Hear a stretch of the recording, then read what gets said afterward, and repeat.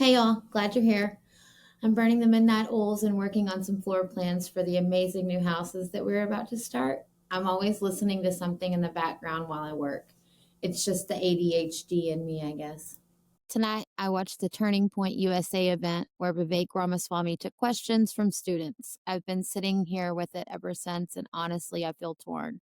I'm a Christian. I love Jesus. I believe he's the way, the truth, and the life. I'm also a Republican, and I believe in this country's founding principle, the freedom of religion. And what I saw tonight really convicted me. So, what happened? Well, several students confronted Ramaswamy about his Hindu faith, comparing him to Charlie Kirk, who was a devout Christian. According to Lauren Bush with the Bozeman Daily Chronicle, Ramaswamy responded by saying his religion was irrelevant when he prides himself on aligning with American principles. He said, the theology is different. The core value is the core set is the same. We believe there's one true God. Don't kill, don't lie, don't cheat, don't steal, don't commit adultery. The beauty of this country is we're a country where regardless of what your faith or your lineage is, if you subscribe to the ideals of this country, that's what brings us together as Americans. I agree with that.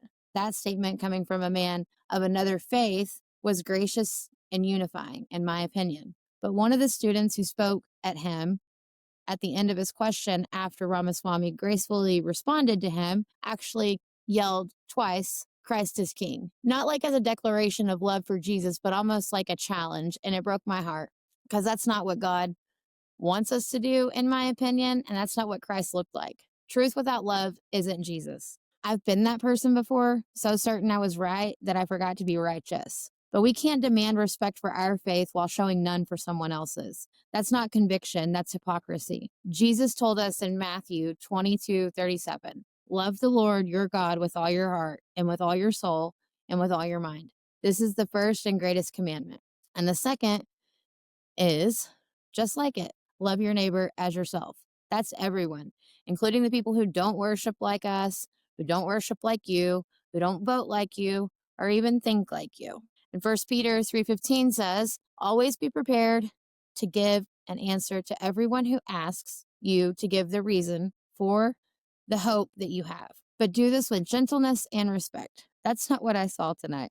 Gentleness and respect are part of the assignment, part of our purpose, and part of what's really commanded to us by God. Even Paul, when he spoke in Athens in Acts 17, didn't mock their idols. He looked around, he noticed the altar to an unknown God and started there, meeting them where they were before he preached Christ. That's how truth sounds. It's seasoned with grace and it's gentle.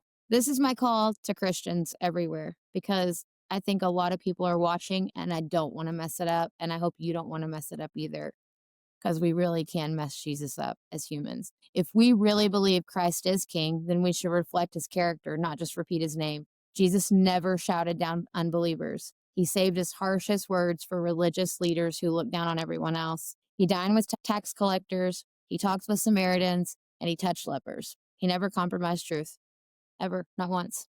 But he led with compassion.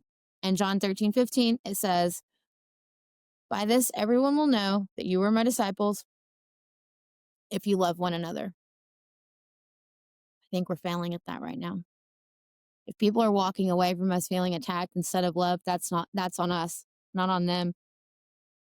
And it's not on God, but when we associate ourselves as Christians, sometimes I think it does reflect on God directly. So what can we do? We can start by listening more, ask questions before assuming motives, speak from conviction and not from ego. If someone is of another faith and shows humility and respect, we can honor that without betraying our own beliefs. Because yelling Christ is king in anger doesn't prove your faith, it undermines it.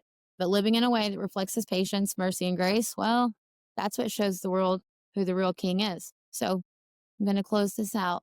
Y'all, truth doesn't need a bully, it needs a witness. So the next time we feel the urge to defend God, maybe we just need to display him instead. Because when we walk in love and grace, that's when people will see that Christ is king, not because we shouted it the loudest, but because we lived it and we lived it the clearest. I love you all. Now I'm going to go to bed. God bless.